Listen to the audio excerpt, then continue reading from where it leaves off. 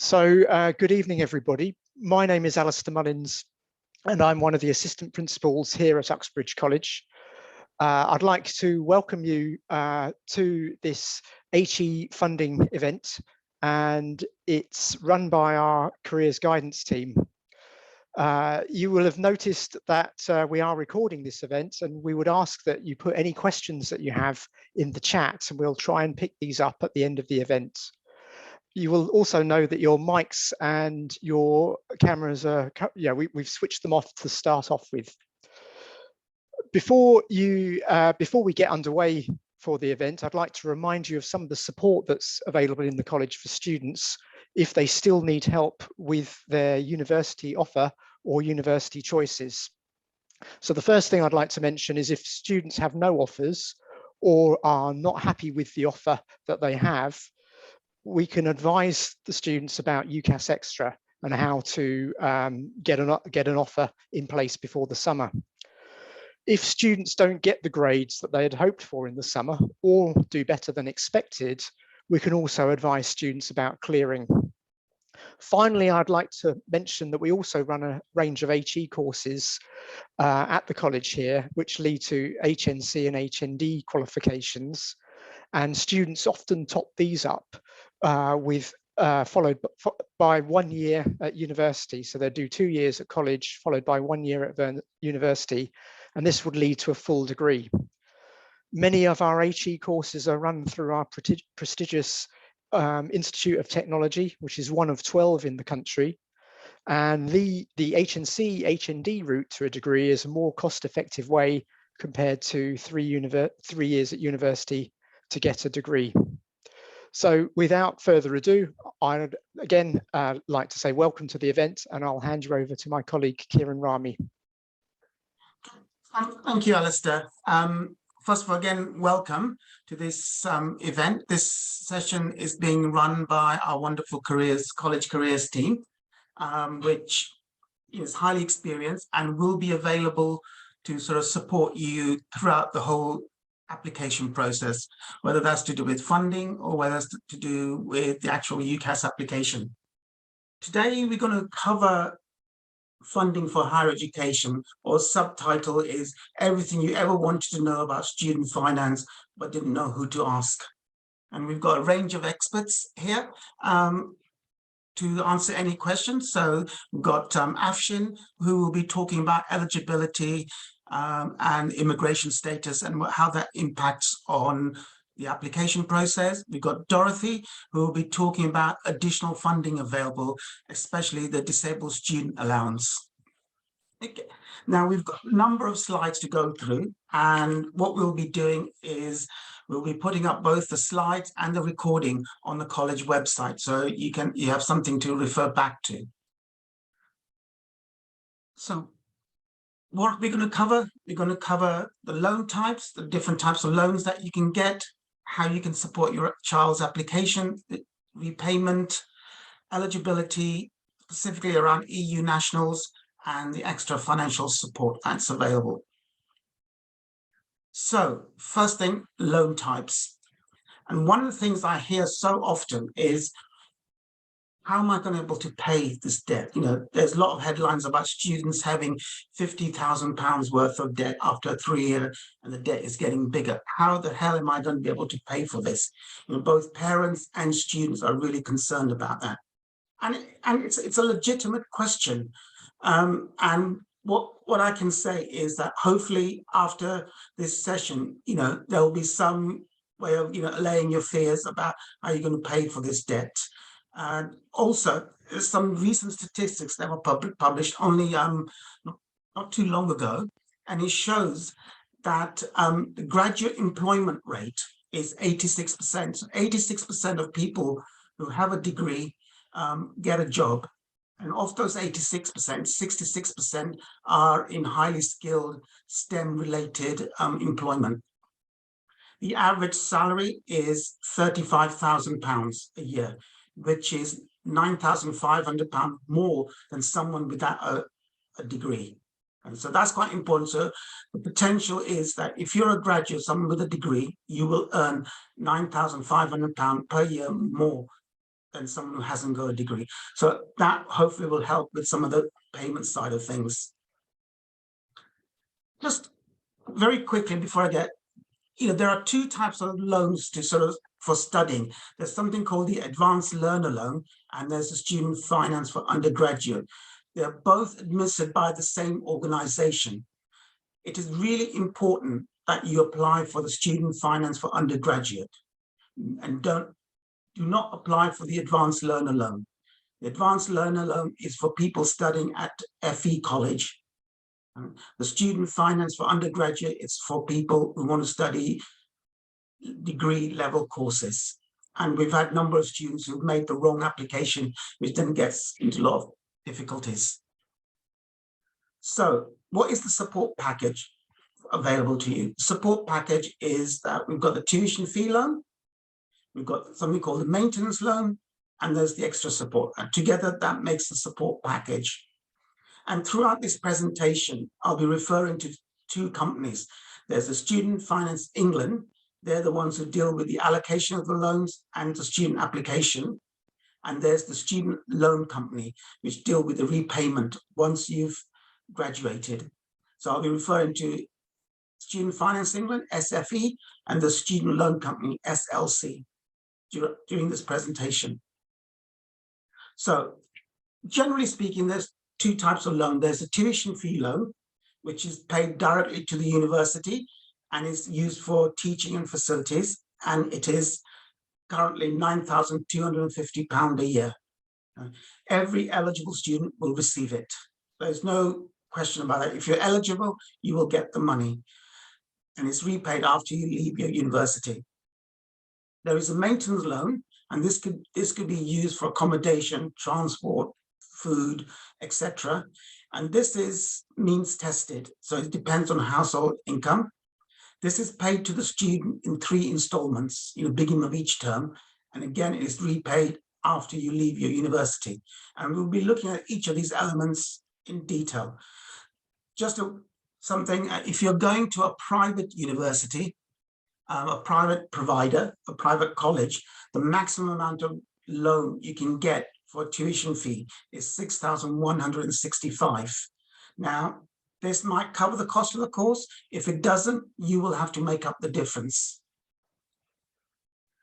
Just a quick sort of look at, what are the most expensive areas for students to live in.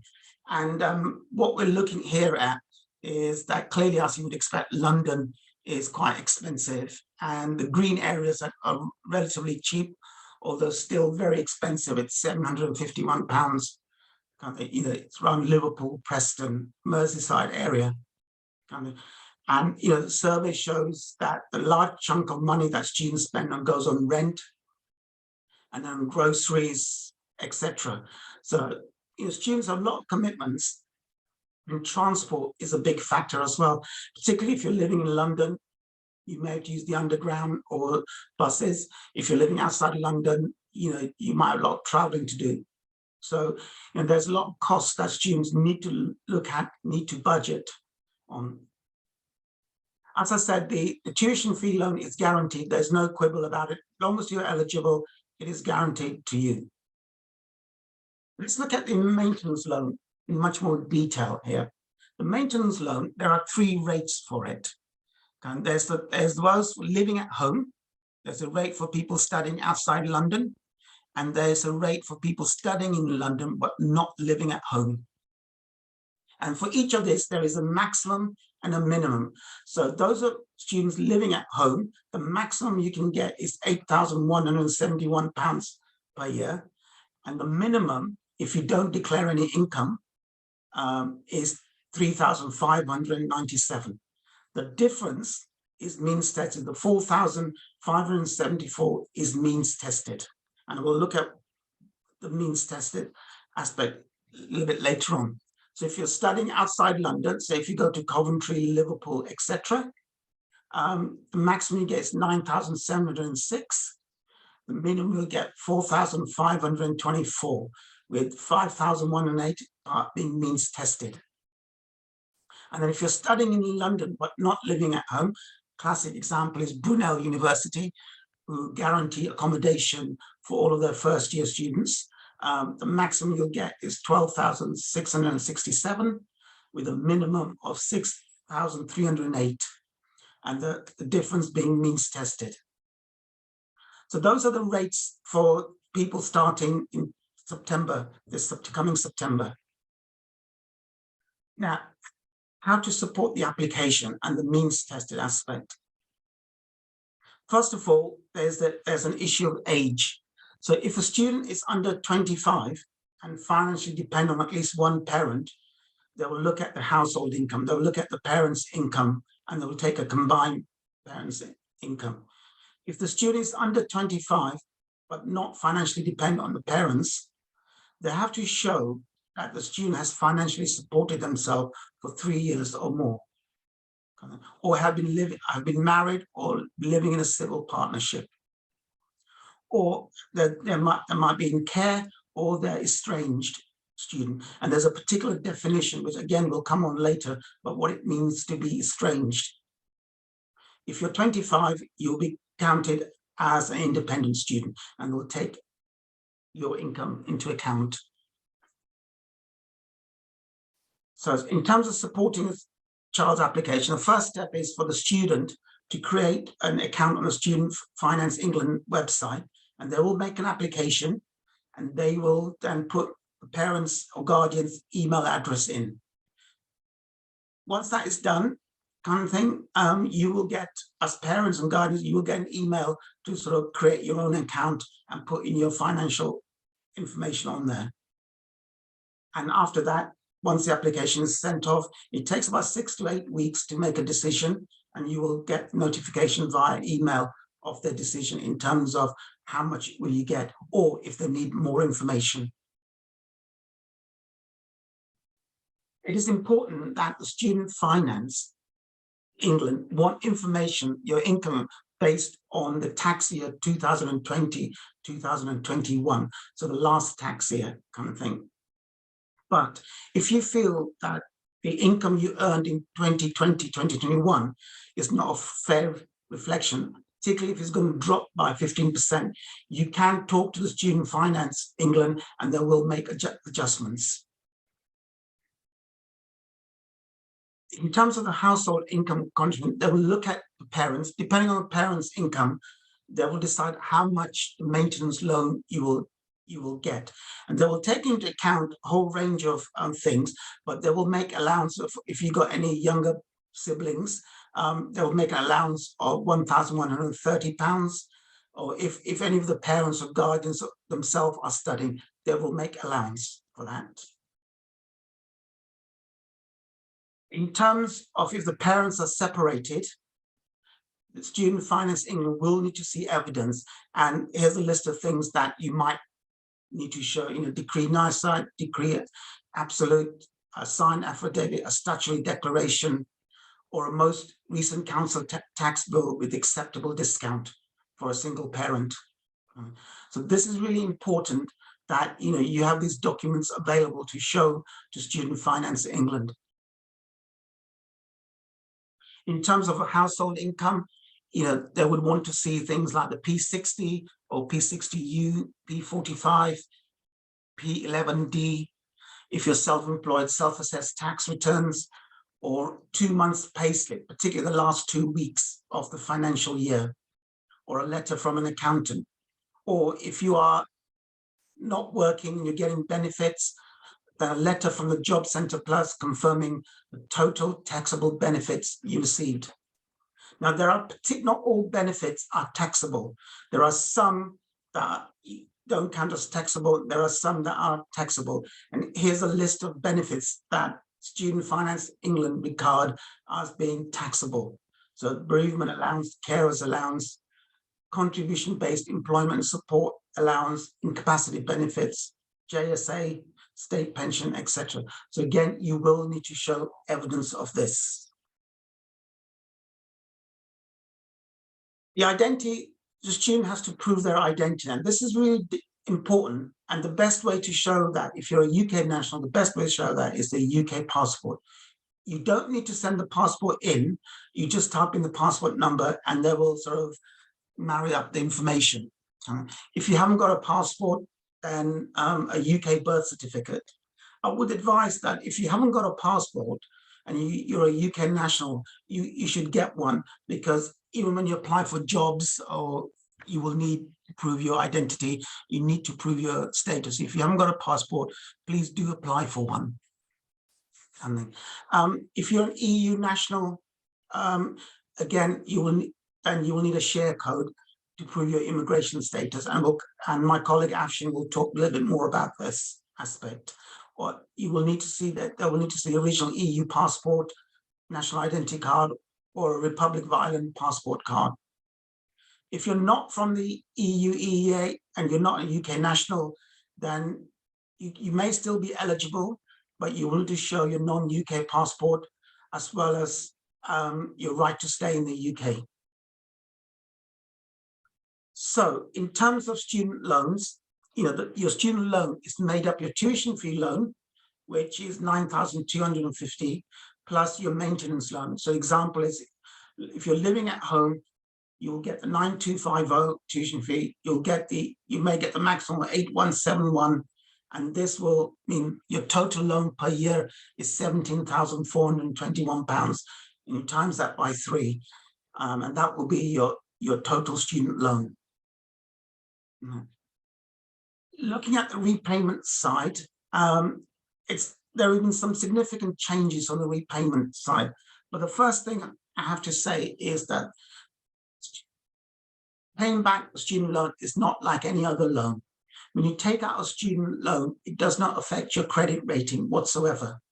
The student loan is totally in the name of the student. It doesn't affect the parents or anyone else in terms of their credit rating. And the important aspect is that you pay the loan back once you have graduated, once you have finished the course. You don't pay anything while you're studying. You start the repayments the April after you graduated, and you only start paying once you're earning £27,295 per year. And that's important, because if any time during your work 30 years, and at the moment you have 30 years to pay off, if any time in that 30 years the student is unemployed, decides to pack up work and so travel the world, or maybe start a family, etc., and their income falls below 27,000, they stop paying. And it's important to note that those students starting the course this year in September 22, the threshold will be 27,295, and you will have 30 years to pay off. The government in that kind of mini budget recently announced a significant change in the student finance, and that is that if you are thinking of taking a gap year and starting the course in 2023, that the threshold will drop to £25,000, and you'll have a longer to pay of 40 years. So you will actually end up paying more. So those of you thinking of taking a gap year, you need to think seriously about the financial implication, because the loan system will change. The loan is written off if you hit the age of 65. And you can pay voluntary payments if you wanted to. The amount of payment is 9% of anything above the threshold. So if you look at some worked examples, if you're earning 27,295, that is the exact threshold, you don't make any payments at all. Soon as you go over, you start making payments. So if you're earning 30,000, the amount you're earning above the threshold is £2,705. So you'll pay 9% of that 2,700. That works out about £20 monthly. And you can see some of the other worked examples there in terms of how much students will be paying. There is interest on there. The interest that is charged is retail price index plus 3%, and depending on your circumstances. And again, it is kind of income linked. The higher the income, the greater the interest rate will be. One of the questions I get quite often is what happens if I go abroad? You know, do I still have to pay? And one thing you need to remember is that when you sign the agreement, there is a line which states, I agree to tell the student loan company from overseas, you know, if I leave the UK, I will tell them if I leave for more than 3 months. And they have a rate for different countries. Yeah. And here's some examples. If you're lucky enough to work in Antarctica, then the threshold is 23,295. If you work in India, it's 5,315. If you go to work in South Korea, 21,000, Poland, 15,000, nearly 16,000 there. If you go in the US, it's 27,299. So each country has a threshold. But remember, these thresholds will change once the new 25,000 threshold comes into place from next academic year.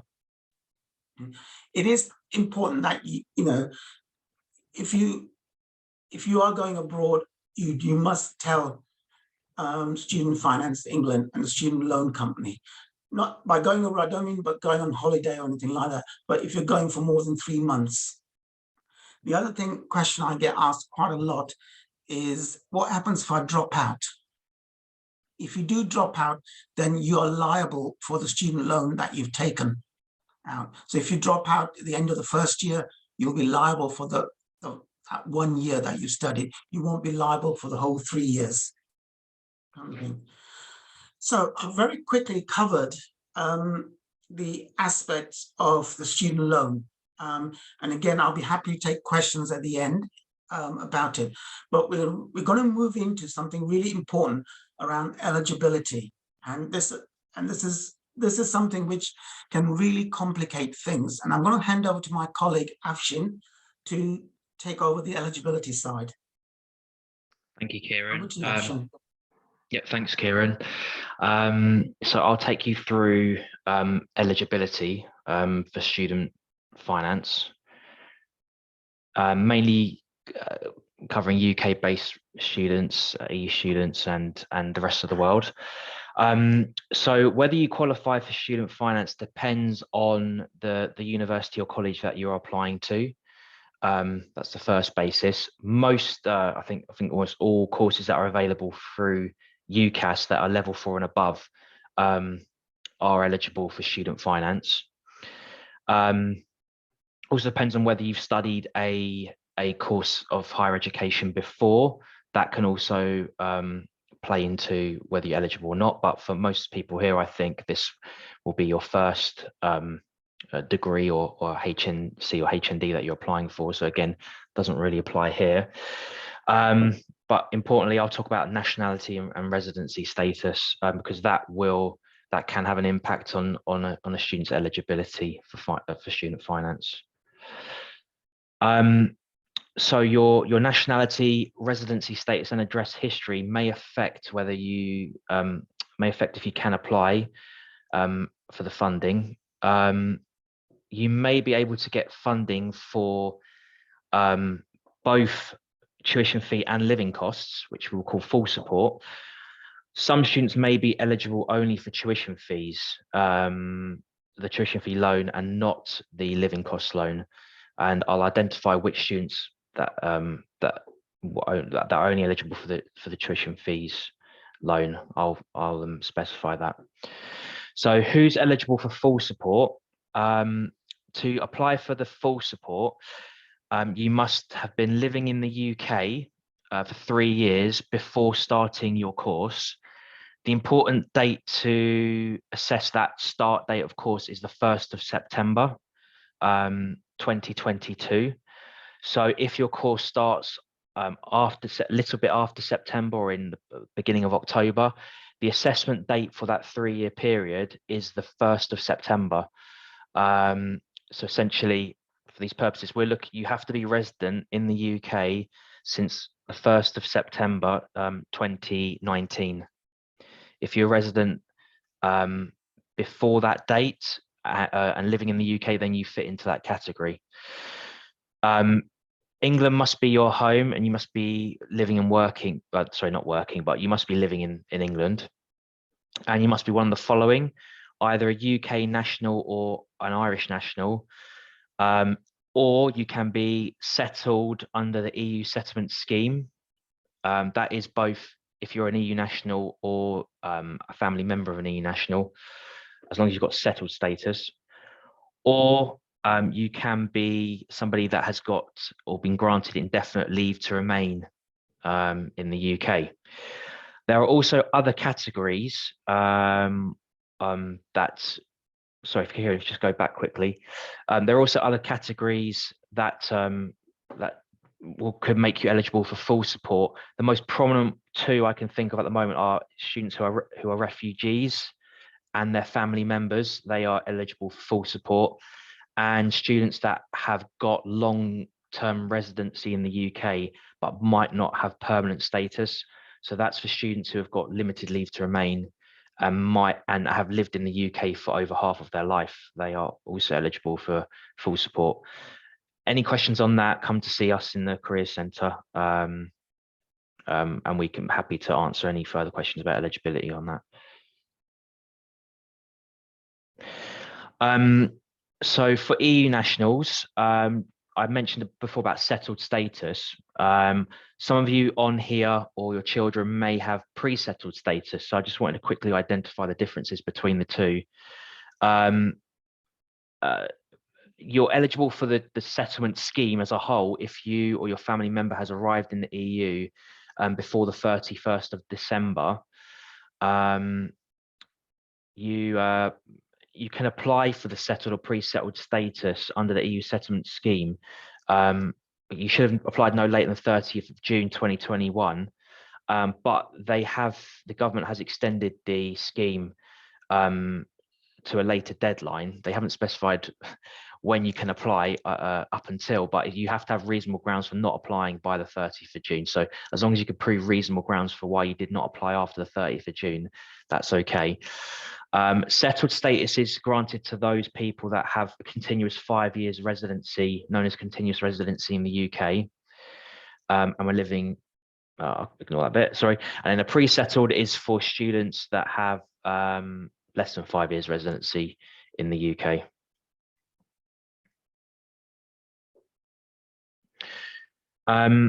So who's only entitled to tuition fee loan? You can apply for the tuition fee loan only if you've been living in the UK or the EU for the past 3 years and you have the pre-settled status under the EU settlement scheme, or if you are a family member of an EU national, or if you're an Irish citizen and you've got pre-settled under the EU settlement scheme.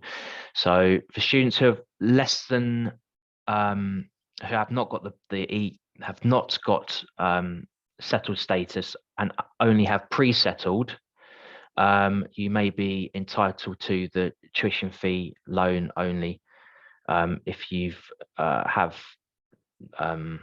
the 3 years residency in the UK. And next slide. Also, the students that are only eligible for tuition fee support are, sorry, that's a mistake there on the top of the slide. But what I should say is, you might be eligible for full support. This full support, so maintenance and tuition fee loan, if you are an EEA migrant worker or a family member of a migrant worker, and you've been resident in the UK or EEA for the previous 3 years. Migrant worker, it just needs to be kind of reasonable work that you need to be doing within the UK.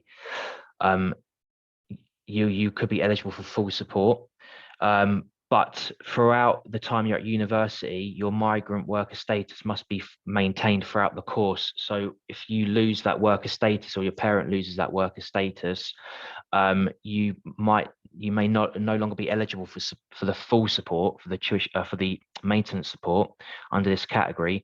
And if that happens, if you lose that status midway through a course, your maintenance payments can be prorated. Migrant workers will be directed to a different type of form. It's a paper form, not the online application, and that's called a PN1 form. And both student and family member, if you're applying for tuition, if you're applying for the loan through this route, you must provide status of your EU settlement scheme status. Kira mentioned before about share codes as well. So that's for students who are EU nationals or a family member of EU national. That is something that you can obtain online on the government website. If you just search for check immigration status online, or search my immigration status online, it's one of the first things that comes up on Google, and you can put your kind of data, your passport number in there, and you should be able to generate a share code in there that you can then use to apply for a student, that you can then use on your form for student finance application, and you can generate a share code number from there.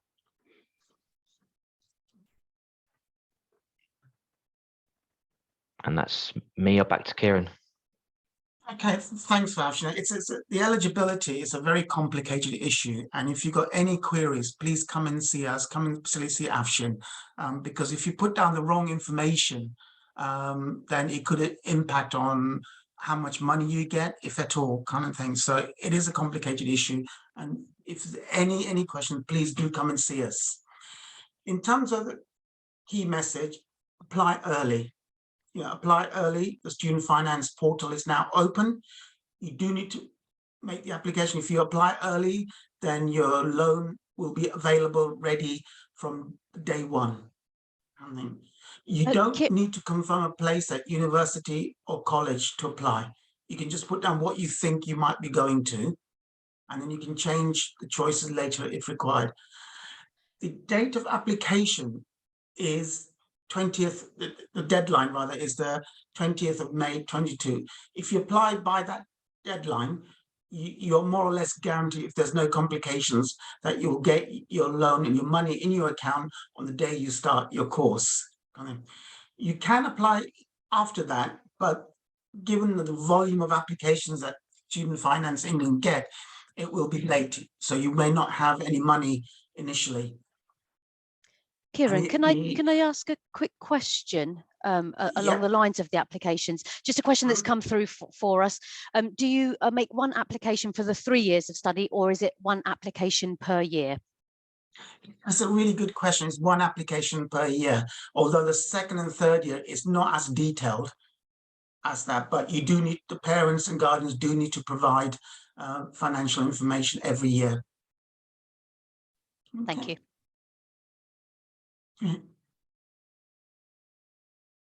So some of the things in who can apply as an independent, if you are estranged from both your biological and adopted parents or any living parent, that's and they have a real clear definition of what is estranged. You can apply as an independent if you're financially supporting yourself for 36 months prior to the start of the course, or you've been in care of the local authority for at least 3 months after your 16th birthday. You don't know the location of your parents, or that it might be considered dangerous to contact them. Or if you're over 25, you can apply as an independent student. Like I said, they have a very clear definition of what they see as being estranged. An estranged student is a student who has limited or sporadic or no contact with either of their biological or legal adopted parents. Therefore, they do not maintain what students consider a functioning relationship. And sometimes we get questions, well, I've got one parent living in the UK and one parent living abroad. Does that count as being estranged? It doesn't. If you got contact with your parents, whether it's through phone, etc., then both of those parents will need to provide financial information. Your student loan company has to satisfy them that you are estranged from your parents, and that reconciliation is unlikely. There are some really useful websites that you can have a look. There's the student finance portal itself. UCAS have a lot of information, and the student room has a lot of information that you can get information on. And one thing I would recommend for all parents and students is to go onto the Martin Lewis Student Loan Decoder. It breaks down all the information. There's a video there which you can have a look at, and it breaks down a lot of the information.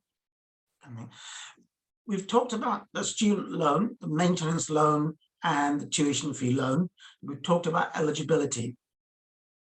Both student loan and the student loan maintenance and tuition loan, as it says in the term loan, you have to pay back. However, there is a lot of financial support available where you don't have to pay back. And this is where I'm going to hand over to my colleague Dorothy, who's going to cover the extra financial support available. Dorothy. Thank you, Kieran. Okay, so I'm going to be taking you through the last few slides, which will cover this extra financial support. And that's bursaries and scholarships, the Disabled Students Allowance, the NHS Learning Support Fund, and other help for childcare costs for students who are also parents. So thank you, Kieran. Next slide. So bursaries and scholarships, as the slide shows here, many universities and colleges offer financial support to their students through bursaries and scholarships. And the slide here describes some of the differences between them. These are awarded by the universities themselves and can vary in terms of the criteria. And as I said before, they don't have to be paid back. You may want to check out what scholarships and bursaries are available at your chosen universities before you decide on your first choice, on your firm choice. And you'll find information on the university website, so do take a look. It could really help you decide which ones you want to go to.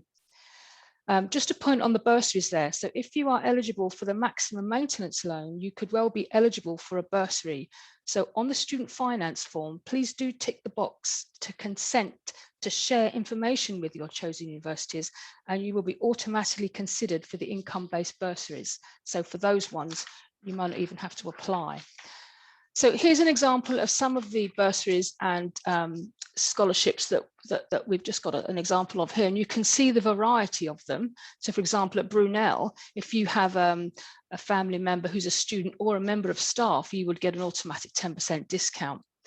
And some of these scholarships can be very valuable as well, but you will need to apply directly to the university. So be sure you know the application deadlines. Be prepared to submit a personal statement. In some cases, some of the scholarships require them. And do take a look. They can be very, very valuable. Thank you. Just if I can add, Dorothy, on this, with the scholarship, there is a separate form that you will need to fill in on that. And again, you can call into the Careers Centre for support to fill in this form. An example is one of our students last year got a £20,000 scholarship from York University to study law. And then, so, you know, there is a huge amount of money that is available, free money. Yeah, thank you, Kieran. And also to say that you can get a bursary and a scholarship as well. It's not one or the other. Mm-hmm. You can apply for both bursaries and scholarships, and you may well get both. So okay, thank you. So the next couple of slides are about the DSA, the Disabled Students Allowance. And we also have Max here with us in the meeting this evening. Max is the manager of the West London Assessment Centre, which undertakes needs assessments for disabled students' allowances. And if you have any general questions, Max and I hope to answer the questions this evening, so please do put them in the chat. But for more individual and personal questions, then myself and my colleague, Karen, in the learning support team are available for more kind of individual help. So please do drop in. That would be more appropriate rather than putting those individual questions on the chat tonight. Okay, so the Disabled Students Allowance, which is help if you are a student with a learning difficulty, health problem or disability. Again, they don't have to be paid back, and they're there to cover study-related costs you have because of either a mental health problem, a long-term illness, or any other disability. So there's a maximum amount of support that's available. It's currently £25,575 a year. And for the most part, that money is used up in paying for the resources that you would need for your help at university. In some cases, it can be paid to you directly, but in most instances, it's paid to the providers that will be giving you those resources or support. So for example, specialist equipment, a common one is a computer where you might need it in your studies because of your disability. And non-medical helpers, for example, a specialist note taker or BSL interpreter, extra travel, or other disability related study support, for example, having to print additional copies of documents for proofreading. So there is a lot of help available. Next slide, please. So how to apply? Again, it's another application form, I'm afraid. So, but again, the online student finance application that if you're applying for the tuition fee loans and maintenance loans, will ask you questions about whether you have a disability or learning difficulty, and it will give you the access to show you the links how to apply. So you have to be eligible. It has to be a disability that affects your ability to study, and you have to provide proof that you are eligible. So this slide here shows some of the proof you will be required to provide. So for example, for disabilities or long-term health condition, a copy of a report or letter from your doctor or consultant would be required. But there is also a very simple form that you can ask your GP to complete. It's called the Disability Evidence Form, that is fairly easily got from your GP. The same thing for a mental health condition. But for a specific learning difficulty, such as dyslexia, you will need a copy of a diagnostic assessment from a practitioner, psychologist, or suitably qualified specialist teacher. So this proof is a vital step in the disabled students allowance process, and without it, you won't be able to get the support. So this is a very important step. Just to say that if you currently get additional support at college and you have an EHCP, that's an educational healthcare plan, this will come to an end when you finish your level 3 course. So to continue getting the extra help and support you need for your higher studies, you will have to apply for the DSA. But you don't have to have already had an EHCP to apply for the DSA. But the important point is there that EHCP comes to an end if you have one, and you have to make another application for DSA. If you don't apply, you won't get the extra help.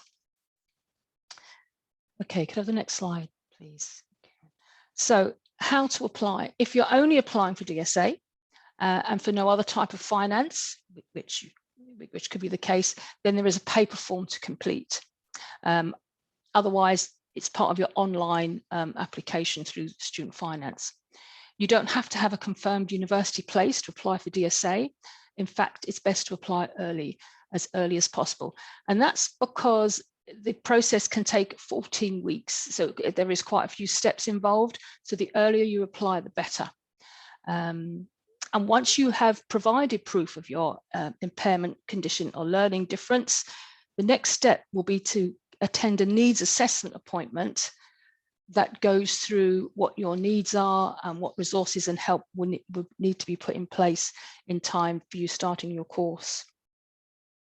So this meeting you need to do some preparation for, so make sure that you have some notes ready. Also, a good point to give here is that universities most of them have their own well-being or disability support service.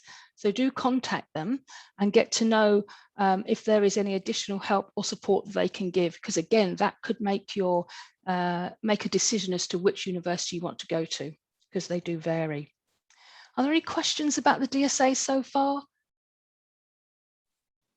Nothing specific to the DSA, Dorothy, thank you. We've got a few questions that have come through, which obviously we can pick up in just a moment. Okay, I would just like to ask if Max wants to add anything, because I know he's got real experience in the assessment process here. Can I just go on and unmute Max, please? I'll just try doing that myself.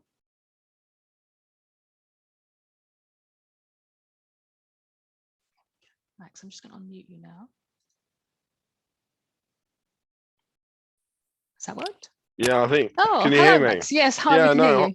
Hi, everyone.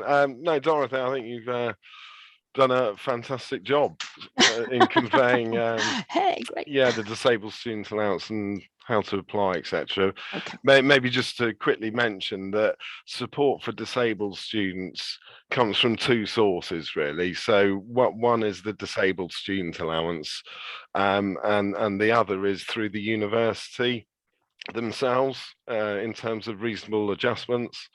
So the university puts in place adjustments for disabled students, and you can also apply for the DSA for more specialist sort of support that's available through that scheme. Thank you very much, Max. That's very good to know. Thank you.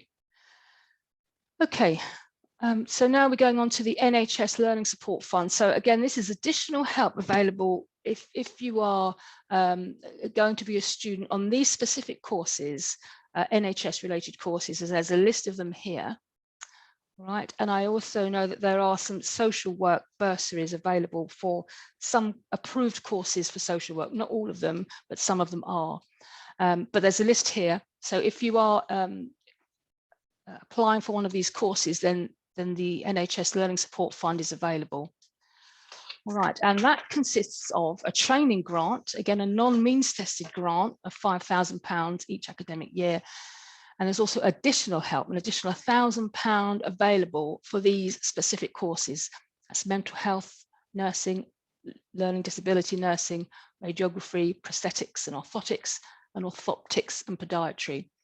And again, part of the student finance loan application form will ask if you are applying for any of these courses, and if so, then it will take you onto the websites that you need to go to. But this link here, the NHS Learning Support Fund website, is the place to go for finding out more information and to take you to the application form, because again, there is another application process to go through.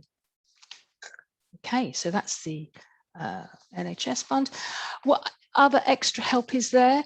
So there's the childcare grant. So this is if you have your own children. So if you are a full-time student and you have children and you have childcare provider who's registered with Ofsted, then student finance would help give a grant towards those costs and an additional allowance, again, as you are a parent. And if there is an adult who is financially dependent on you, there again is additional funding available. All right, and as it says there, all of these additional fundings do not have to be paid back. So there could be a lot of applications you could be, going through. So it's good to understand what it is you're going to be applying for, what evidence and information you're going to need to submit, and when the deadlines fall. So lots of organising to do there. All right, I think that's the end of my slides, Kieran. Yeah. Almost to the end. Thank you for that, Dorothy. One thing which I need to mention is that I would advise students who are going to open a student bank account. I know a lot of our students already have a bank account, but once you get your university final offer and you get your letter in sort of mid-August confirming your place at university, it's better to open a student account rather than keeping your existing account. Only because with a student bank account, you don't pay any interest or anything like that, any fees for going on overdraft, but also the student bank account is very competitive, and banks will offer things like travel card, vouchers, etc. to students. So it is in your interest to open a student bank account. Okay, so we've kind of come to the end of our presentation. I'm going to be taking questions in a minute, but these are the email addresses of the key people here. So if you want some general inquiries, general information, you want to book an appointment, discuss one-to-one, then by all means email me. If you've got any kind of immigration or eligibility inquiries, Afshin is the main person. It's a fountain of all knowledge on that aspect. And then you've got Dorothy and Karen, who are equally fountain of all knowledge on the disabled student allowance, and they can put you in touch with Max if that's appropriate, kind of thing. But this presentation, we've got the careers team general email that you can also email us. It'd be really good to hear from you, in terms of how you found the seminar, the presentation, if there's anything more that you want to know. And students themselves, they can find us at the Careers Centre. We're based at both Hayes and Uxbridge campus, right next to the main reception, so students can drop in. I suppose parents and guardians, they can drop in. We're happy to organize appointments, you know, after 5 o'clock if that's more convenient for you, or we can do a telephone appointment or a Teams or Zoom appointment. Okay, so that concludes the presentation. Really now over to any questions. Lucy? Thanks, Kieran. We've had a few questions in the chat, so I'll just take them in the order that they came through to us. So for a student who is still waiting for a university offer to come back, is there a particular deadline that universities have to adhere to? It's not the university that's had to do it, it's the student that has to adhere to the deadline. And the deadline is that you must, before you respond to any of your offers, you must wait till you hear from all your 5 choices first. And then you go through track, which is a system that UCAS have got in place, and you respond through something that UCAS track. But you can't respond to your offers until you have got all your 5 decisions. And is there, I think they were waiting on one decision to come back. So is there a time frame in which that should have come back to them? Not really, no. Universities, you know, there isn't a set time the university will respond. I mean, it depends on lots of factors, you know, they might have a load of applications, etc. That's great, thank you. Next question is just about somebody with a settlement visa but won't have lived in the UK for 3 years until July this year, which obviously is past the student finance deadline. Will they still be financed even if they apply late? That's possibly over to you, Afshin, maybe. Sorry, can you say that again, Lucy? Yes, certainly. So somebody with a settlement visa but won't have lived in the UK for 3 years until July.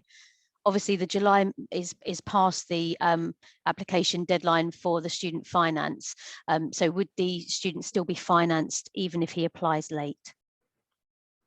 Yeah, like I said, they are.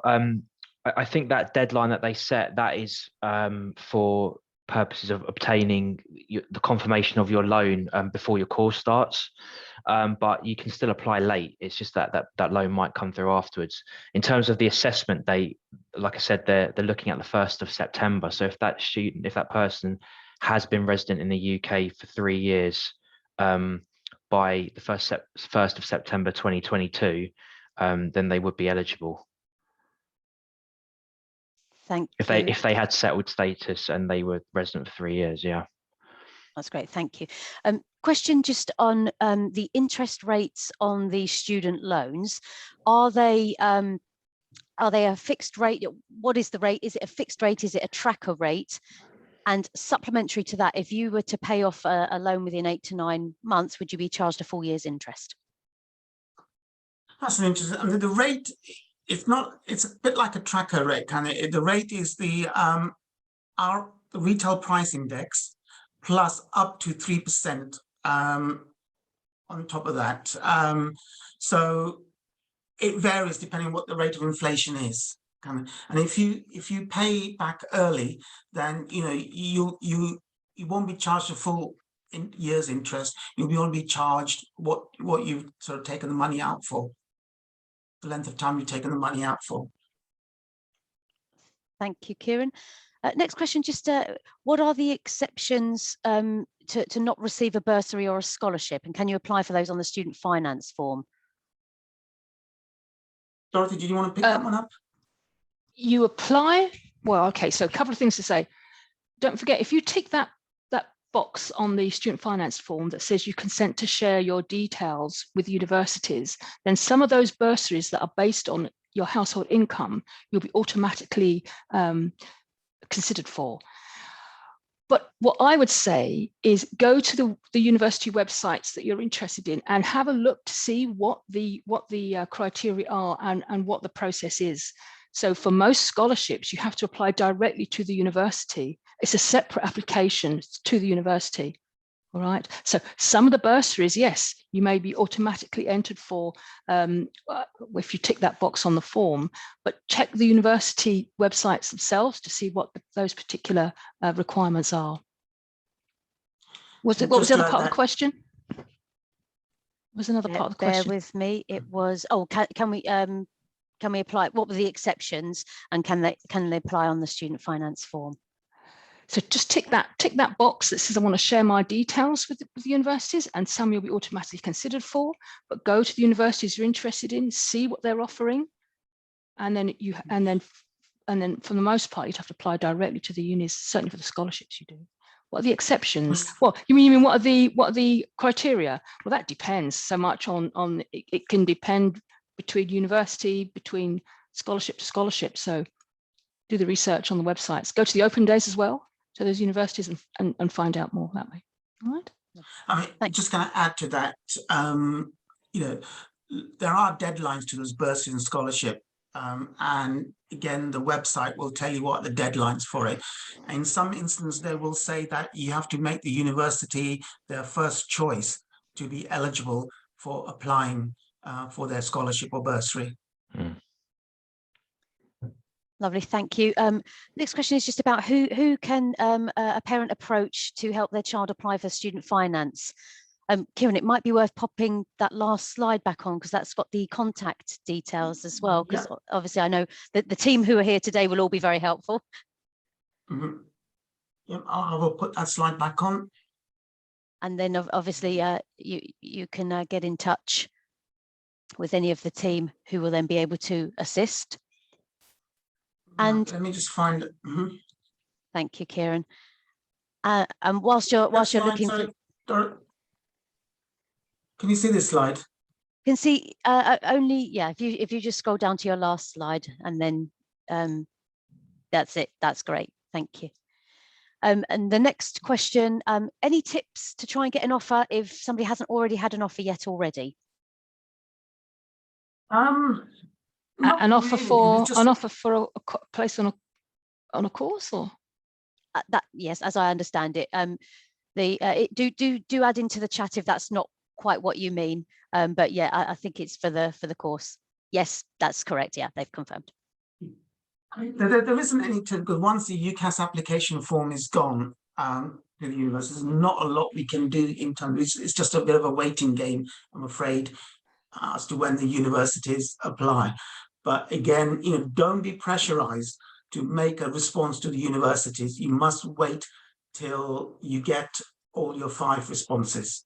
You know, some universities will put pressure on you to say, if you respond within this certain time date, then you know we'll give you an offer. So don't feel under pressure to respond.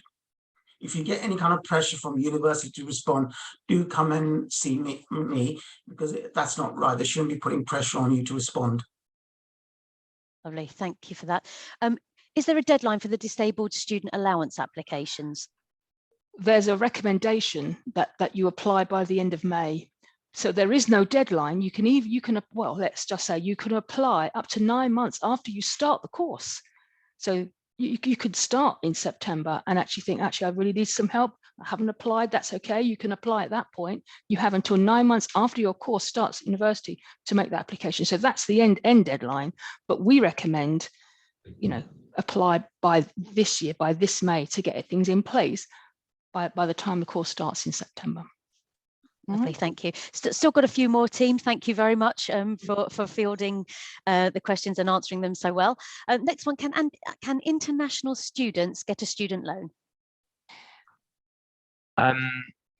It depends what you mean by international student, because it's quite a broad term, but generally students who are on a student visa, they're not able to apply for a loan. They still might be eligible for certain scholarships within individual universities, and many do offer discounts actually on scholarship schemes, but yeah, those on a student visa are not eligible. But I would say the person that wrote that question, I mean, if you contact us, it may be that if you are on some maybe a time limited type visa. Afshin, I've just had an update. They're on a tier 2 dependent visa. Okay, yeah, that I think in all circumstances that will be somebody who's not able to apply for a student loan. I can't see any scenario unless the status changed maybe by the 1st of September in some and permanent residency was awarded in some way. they wouldn't be eligible. Lovely. Thank you for answering that one. Is there any way? Is there no way a pre-settled status gets maintenance loan even when you've completed 3 years and you're staying at university? Yeah, if you've completed more than 3 years and you are a EU resident, EU national yourself, or you are the family member of one, then yes, I think you can get the maintenance loan. Thank you. But you must have completed 3 years. And just to remind, obviously, if anybody's got any other questions, because some of the responses you might have further questions on. If we can't answer those today, then obviously the team are able to have a further chat with you to answer those questions. I'll keep going. We've got a few more that have come in. Are HNC and HND maintenance loans minimum and maximum as the same as a university loan would be? Yes, simple answer, yes. There's no difference. Perfect, thank you. And then just a query, the student loan on a level 3 student that's hoping to go to university next year, is that the student finance for undergraduates on the England student finance website? So it's just, yes, it is. If so they plan to go to university, it's the undergraduate one, yes. Lovely, thank you. And if offers from the university that this person has come through and 2 haven't, and they don't want to go to those ones, can they withdraw those at this point? Can I just say, there is we're in UCAS Extra now, and I've had a few questions through students that want to withdraw from their choices and make their firm offers. So yes, they can. They would have to decline, so withdraw from the choices that they don't want to go any further with, and that will leave them with the option to make their remaining choices, to make the decisions on the remaining choices. But just to say, they don't have to do that, because those offers will stay until a certain date. So they could choose just to wait to get the replies from those remaining 2 universities. Those other offers won't go anywhere. They can't be withdrawn. But some students want to get it done and dusted straight away, so they would have to withdraw from those offers, those choices, and then they can reply to those other offers. So drop into the Career Centre and I can show them how to do it. All right. Lovely, thank you, Dorothy. For a student that's lived in the UK for more than 3 years, they've applied for indefinite leave to remain, and they're waiting on that and have been waiting for more than 6 months. Does that have an effect on applying for a student finance loan? It depends on what type of residency status you have at the moment, and when that application for indefinite leave gets decided. If you're awarded indefinite leave by the 1st of September, you would be eligible for the full loan. If you less than that, so again, it depends on what type of status you have got before the indefinite leave as to whether you're eligible for loan or not. If it's 5 years of work, for example, if you've had 5 years of a work permit, let's say, you wouldn't be eligible. So it kind of depends on the status before applying for that indefinite leave as to whether you'd be eligible or not. That again is a question maybe that the person needs to come and see us, and we need to get the particulars of that. That's great, thanks. Lucy, just to say, people asking about dates to reply by. I've just you can see, hopefully you can see my screen with the reply dates on it. So it says if your last decision is by 19th of May, then you have to reply by 9th of June. And if your last decision is on 14th of July, then you could reply by the 21st of July. This is on the UCAS website. Thanks, Kieran. Just a couple more questions that have come in. Does student finance apply to universities that are outside of UCAS, e.g. Erdang Academy? Yes, it does. I mean, that particular institution, it does apply. There are private institutions that are eligible for student finance. However, there is a maximum they can get, which I think I mentioned earlier, 6,000 100 and something it is, and the student may have to make up the difference if they're charging more than that. Thank you, Kieran. And the last question that we've got that's come through for the moment is, if somebody's got a pre-settled status and they've recently completed 3 years, can they still apply for a maintenance loan? Sorry, Lou, say that again. They've got pre-settled status Yeah. and they've recently completed 3 years. Are they able to apply for a maintenance loan? Yes, yeah, they can. If they've completed 3 years in the UK, they'll be eligible. I've got actually, Lucy, I've got another question. I don't know if it's come through to you. It's I'm a refugee, and I have a question. Is it possible to book a meeting? Yes, if you come into the Careers Centre, we can help with that. But in general, refugees are eligible for the full support. So just to make that clear. Great, thank you, Afshin. That didn't come through to me, so that's great. And just to somebody's just asked, Afshin, what days are you available on the Hayes campus?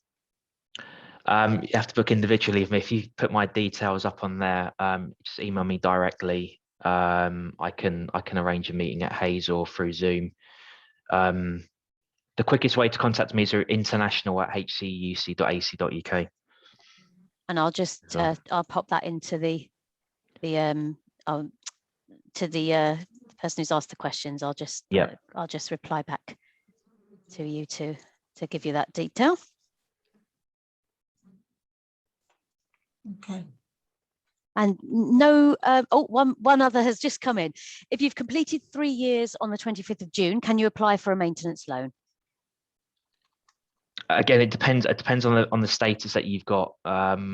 If it's pre-settled, then that would be okay. But again, I'd have to check. It depends on what the visa status is. If it's 3 years of work permit, that's not suitable for loan purposes. So again, it depends on what type of visa status that person has got. Lovely. Thank you. That's all of the questions that we had. Thanks everybody for popping those in the chat. Lots to give the team to answer there. So that's great. Thank you for that. Okay, great. Thank you very much, everyone. Again, if you got any questions, you think of something that, by all means, please email us, give us a ring. We're happy to discuss individual issues. Otherwise, thank you very much for your time, everyone. Thank you. Thank you. Thank you. Thanks, everyone. Bye-bye.